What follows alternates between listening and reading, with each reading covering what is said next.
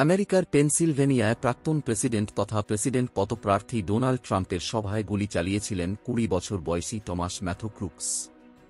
সেদিনের ঘটনার জন্য আগে থেকেই পরিকল্পনা করে রেখেছিলেন তিনি। সমাজ মাধ্যমে একটি পোস্টও করেছিলেন তার ইঙ্গিত দিয়ে। ঘটনার পর যার সঙ্গে বাস্তব মেলাতে পারছেন তদন্তকারীরা। স্টিম নামের একটি জনপ্রিয় অনলাইন গেম প্ল্যাটফর্ম রয়েছে আমেরিকায়। ক্রুকস সেখানেই নিজের বক্তব্য জানিয়েছিলেন। ১০ শব্দে লিখেছিলেন, ১৩ জুলাই হবে আমার দিন। কি হয় শুধু দেখতে থাকুন। ঘটনার দিনই আমেরিকার সিক্রেট সার্ভিসের গুলিতে মৃত্যু হয় ক্রুকসের। সরাসরি তাঁর মাথায় গুলি করা হয়েছিল।